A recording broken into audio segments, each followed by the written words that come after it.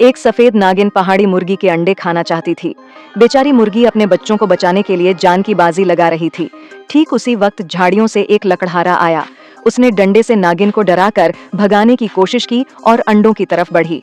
मुर्गी की चीख सुनकर लकड़हारे ने हिम्मत की और डंडे बरसाकर नागिन को मार डाला। घायल मुर्गी ने लकड़हारे का बार बार धन्यवाद किया। लकड़हारे ने मुस्कुराते हुए उनके बड़े होने तक देखभाल करने का फैसला किया। लकड़हारा जंगल में लकड़ी काटने जाता तो बड़े हो चुके चूजों के लिए खाना ले जाता। फिर उनके जाने का समय आया और उन्होंने लकड़हारे को अलविदा कहा। उसके बाद लकड़हारा भी अपनी नई यात्रा पर निकल पड़ा। लकड़हारा एक दिन रात भटकता रहा, पर उसे रुकने की जगह नहीं मिली। एक जंगल से गुजरते हुए उसे एक चमक दिखी। वहां एक शानदार हवेली खड़ी थी।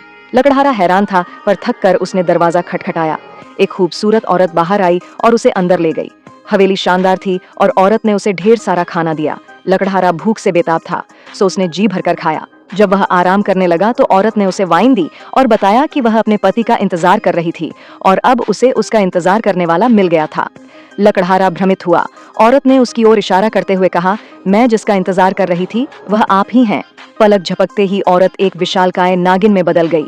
उसने लकड़हारे को पकड़ दियाच लिया और बोली, अब मैं अपने मरे हुए पति का बदला ले सकती हूँ कि अगर लकड़हारा उसके पति को न मारता तो वे दोनों स्वर्ग में सफेद ड्रैगन बन सकते थे। लकड़हारा तुरंत घुटनों पर गिर पड़ा और माफी मांगने लगा। उसके आंसुओं ने सफेद आत्मा को पिघला दिया। उसने एक असंभव शर्त रखी। जंगल के बाहर एक वीरान मंदिर है। अगर सुबह होने तक तुम्हें घंटी की आवाज सुनाई दी तो तुम्हें बख्श दिया जाएगा। लकड़हारा निराश हो गया, क्योंकि उसे पता था कि वीरान मंदिर में कोई घंटी नहीं बजाएगा। सुबह हुई और कोई घंटी नहीं बजी।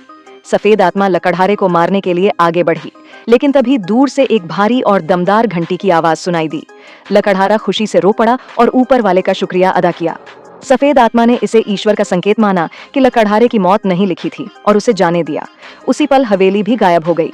यह जानने के लिए कि यह सपना था या नहीं, वह वापस उसी मंदिर गया। वहां कोई नहीं रहता था, पर जब वह ऊपर गया तो बड़ी घंटी पर खून के निशान थे। नीचे जमीन पर वही पहाड़ी मुर्गी पड़ी थी जिसे उसने बचाया था। उसने लकड़हारे पर आने वाली मुसीबत जानकर अपनी जान देकर घंटी बजाई थी।